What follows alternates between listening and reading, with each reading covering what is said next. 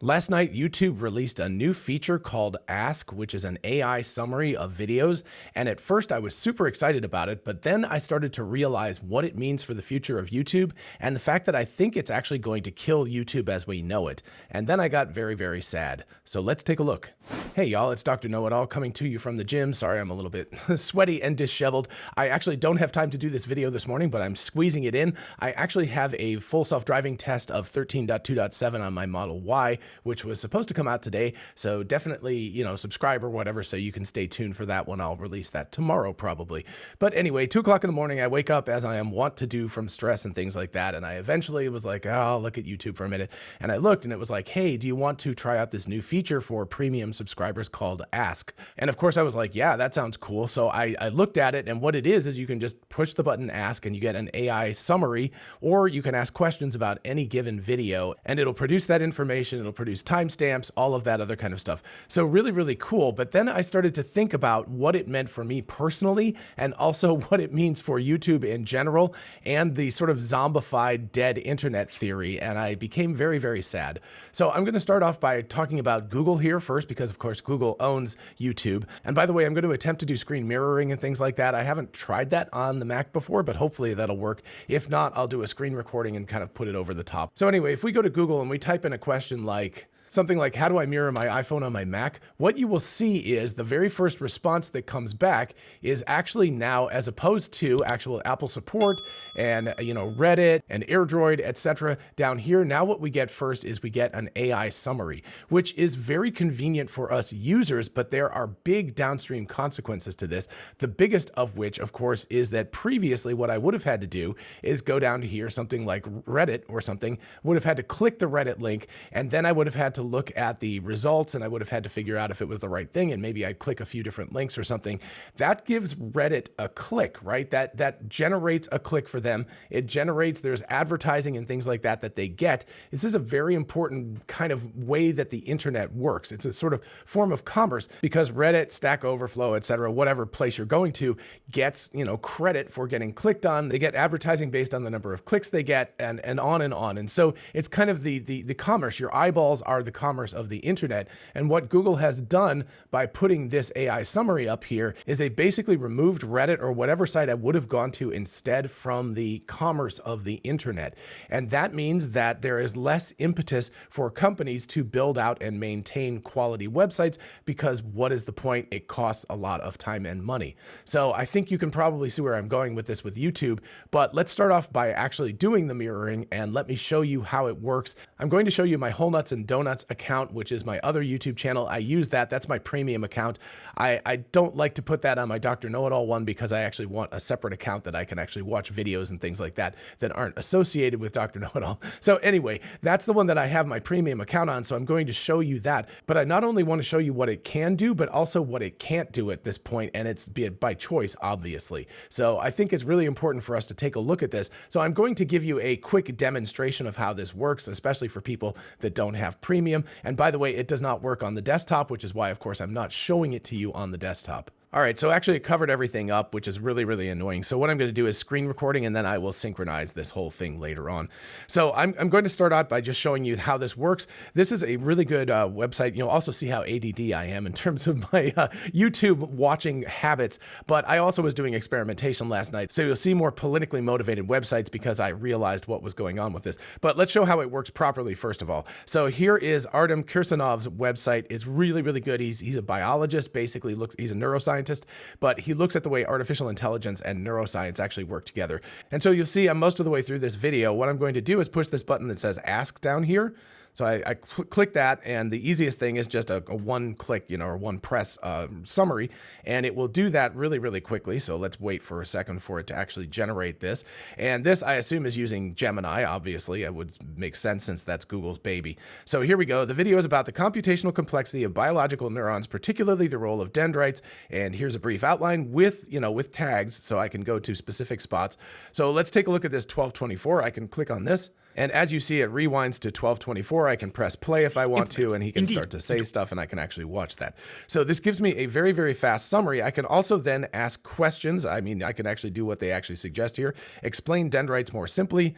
So here we go. We can go ahead and ask that question. So if I'm, unclear about a definition or unclear about something that's in the video, I can ask that. And of course, I can type my own questions. So dendrites are like branches of a tree extended out from the cell body of a neuron. So it sounds like explaining it to a 10-year-old or something, but that's fine. So anyway, and then you can, give it a rating. You can say like, yeah, that was cool. I like that, and give it a thumbs down, whatever. Do you ever feel like life just keeps moving faster? One day you've got all the energy in the world, the next you realize coffee just isn't cutting it anymore. Yep, I've been there. That's why 2 years ago I made a simple change, one that actually stuck. I started drinking AG1 every morning, and let me tell you, this stuff just works. AG1 is my go-to for daily nutrition. One scoop once a day delivers 75 high-quality vitamins, minerals, probiotics, prebiotics, and adaptogens, all in one easy drink. No pills, no complicated routines, just mix, drink, and move on with your day.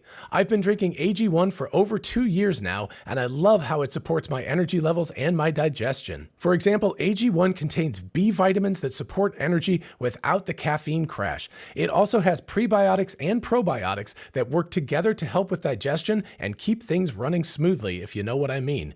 AG1 has gone through 52 iterations, refining the formula over the years to make it even more effective. It's science-driven, constantly improved, and designed to help you feel your best. And the taste? I honestly love it. No sugar, no weird artificial junk, just a smooth, slightly sweet drink I look forward to every morning. So if you've been thinking about dialing in your health this year, this is the easiest step you can take. Go to drinkag1.com/drknowitall or scan the QR code on the screen to get $20 off your first subscription. A big thanks to AG1 for sponsoring today's video and to you for watching. And now let's get back to it. And of course, I can put in my own question. I can say, are artificial neural networks more similar or dissimilar to biological ones? And after a few seconds, we get this. That's a great question. While they're inspired by biological BNNs, they are quite different in many ways. And then you get some definitions and actually some tie-ins back to the video. So you can see that this is actually exceptionally helpful, right? If you can get this to work for you, you can ask questions of the video. You can get summaries of the video. There's a lot of cool stuff that can go on simply by asking. And by the way, a much better name than anything that OpenAI comes up with. So I will at least give Google that. I mean, Gemini is a cool name for a large language model, and Ask is a very good name for something that you ask questions of. All right, and here's another one that works fine. This is Floathead Physics. By the way, love this channel. I would love to actually talk to you sometime. If you want to hit me up on X, or write me an email or something like that. Let's have a chat sometime, because you are the coolest person, the most excited about physics person. I wish I'd had him as a teacher in high school. He would have been amazing. So anyway, you can again click on this and you can say summarize this video, and you get, after a few seconds of it thinking, you get a summary of what he talks about in this video, which is about how photons actually don't have mass, at least in the modern reinterpretation of Einstein's theory of special relativity. So again, you've got the links, you've got a summary. Things traveling at the speed less than c should be massive. Things traveling at the speed of causality, which is c, should be massless. So there you go. So you get a summary of this. Again, you can say explain rest mass more simply. You can ask your own questions of the video. You can go off topic a bit, although sometimes it actually refuses to answer questions that are too far off the topic. But again, you can see very, very quickly it comes up with answers for all of this kind of stuff. Okay, so now let's take a look at a couple of instances where it does not work. And by the way, as we're scrolling past this, 2-bit DaVinci, great, and Asianometry, great, fantastic channels here. It works for Asianometry. As far as I know, it did not work for 2-bit DaVinci, which is very, very odd. Not exactly sure why. I think I know for the other ones because I think it's intentional. This one, I couldn't exactly tell you why it's not working properly. So yeah, if we look down here, you can see that there is no option for Ask down here underneath this thing about a supersonic vehicle. It's actually the first privately funded supersonic jet, so I have no idea why it doesn't have Ask available for that. But more clearly, if we take a look at things like MSNBC or Late Night with Seth Meyers or something like that, you can see where I'm going with this, I'm sure. So I specifically started looking at political, videos and things like that. You can see that there is absolutely no ask here. You can scroll past here. So you can't ask about this. And given the fact that either positive or negative things about the current administration, you can't ask about, and I will show you a counterexample here from a positive about the current administration, not mentioning any names because I don't want to get banned from YouTube for the exact same reasons here, but you can see that the ask feature is not enabled for this. So to show you a counterexample here, this is Farzad's channel. And by the way, 274,000 subscribers. Great. If folks want to help me out, by the way, I do not get paid a lot of money for this. FYI, I was actually looking at it in January and I got paid approximately $40 an hour for work, which doesn't sound terrible until you realize that I've spent years building up this channel. That's not a huge amount of remuneration. If you want to help me out, liking the video and subscribing, those are two free things that you can do that would super help out the channel. And of course, we're going to talk about the problems with YouTube going forward based on ask. But you can see here that Farzad's channel, it's not a, what would you call it, a commercial mainstream media sort of channel, but it's very positive. You can see, Elon, etc. reveal shocking Doge findings. And so you can see again, there's no ask link here as well. So you are not able to do that. But if we click on this LSTM, the comeback story, which I have not finished watching yet, I'm very interested in this because I think LSTMs have a potential future, long short-term memory, by the way. You can click on ask about that. So that is available there instead. This is an hour-long video, so I haven't had a chance to watch it, but here's where we start to get into the significant problems that I want to call out about this ask feature, and it relates to the Google search that we just talked about and the very, very similar downstream consequences. So here you can see a very, very brief outline with timecode. Last night when I asked about this, it was substantially more detailed. I could say, give me a much more detailed summary, an executive summary, if you will. And so it should think about that and hopefully give me a much more detailed summary. But as we wait for this to generate, let's think about the first and second order consequences. The first order consequences are exactly what I'm doing right now. I'm like, I don't have an hour and 7 minutes or 45 minutes, 47 minutes or so at 1.5 speed, which is what I generally listen to videos at, but that takes a long time to listen to. Instead, here's the summary, and you can see it's got 3 bullet points, 4 bullet points, 5, 6. So this is a pretty reasonable thing. I could read this in 5 minutes and get the entire thing rather than listening to the video, which would take me 3/4 of an hour or so. And so let's talk about that first order consequence. The first order consequence is, to me as a consumer of YouTube, I can choose to save a lot of time instead of watching these videos. I can just get summaries. I can ask what's in the video. I can ask very specific questions. I could even ask, like, maybe if I saw a video a long time ago and there's something I want to pull out to do a video on, this is getting more into the creator aspect. But anyway, if there's a moment where I'm like, oh yeah, they talked about this particular topic, but I don't remember where it is, Ask can actually go in and find out the link to that, the time code to that, and say, like, here's the thing you wanted with a summary. And then I can click the link and I can go directly there and I can see if that's the right thing. For example, there's a great interview that Lex Friedman recently did with Dylan Patel and Nathan Lambert, but the video is about 5 hours long and I still have not gotten all the way through it. So we're talking about a significant time commitment, about 3.5 hours or so at 1.5 speed to be able to watch this entire video. I've not made it through the whole thing. I can use this new ask feature to be able to say, like, hey, give me like a 5-minute summary of this. And instead of spending the 3.5, 4 hours or whatever to listen to this entire thing, I can spend 5 to 10 minutes reading it and getting the most important aspects out of that video. So the first order consequence is that we consumers can choose to save a lot of time and not have to click on these videos and watch the entire video and spend the time and effort to do that. We can get summaries much more rapidly. And now we get to the second order consequences, which I think are fairly massive. And at first they're going to affect creators like me, which is why I've got this screen sharing up with me on it. You can see that I can ask about my own video. This is from yesterday. And by the way, you should watch this, but not a lot of people watch this video. I think it's actually excellent. I will leave a link to it at the end of this. It talks about how, English will become asymptotically close to coding language when you're interacting with large language models. But anyway, you can see here that it generates a summary with a bunch of timestamps and things like that. So it's created something. This is an 18-minute video.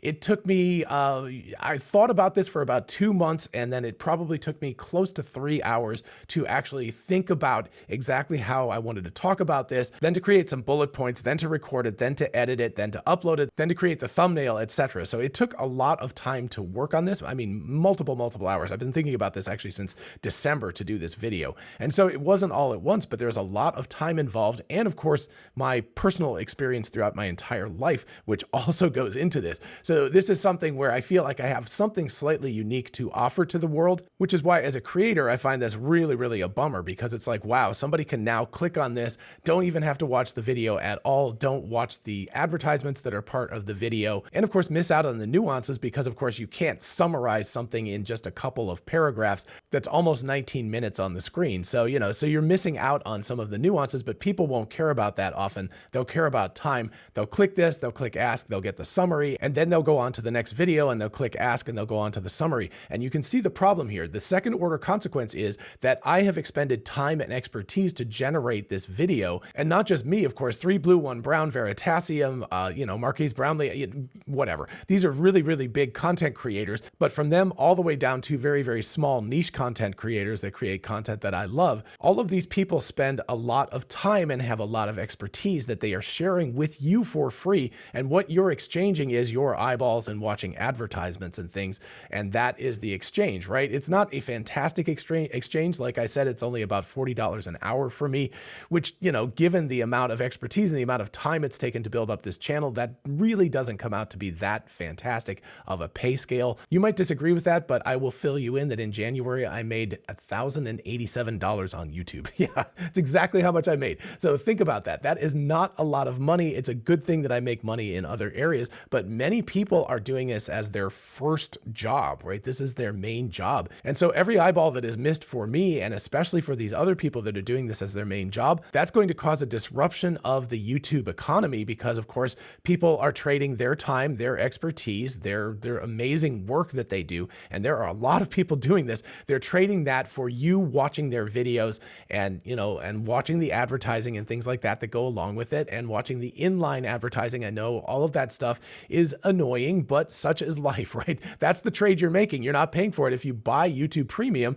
then you're paying to not watch the advertising, which of course is the trade-off that I do, because I prefer my time over the, $18 a month or whatever it costs. But the issue here is that if people stop watching these videos, it's going to be exactly like the Google search I started with. People are going to go to the video, they're going to click on ask, they're going to get a summary, they're going to move on with their day, they're going to watch the next video, or not even watch the next video, but they'll click on the next video, click ask, and they will not see the advertising that comes along with these videos, and the person will not get credit. They might get credit for the views because you'll have to load up that video, but you're going to get credit for like 10 seconds of the view or something like that. You won't get credit for the whole video, which is a really big deal to YouTube's algorithm, except and unless you do something that's highly politically motivated or military motivated or something like that. I also watched the military show. I was looking at a couple of their videos about the Ukraine war, the invasion and everything that went on there. And that also has been disabled from ask. So if you want to have your videos watched, the best thing you can do at this point is controversial political topics or military topics,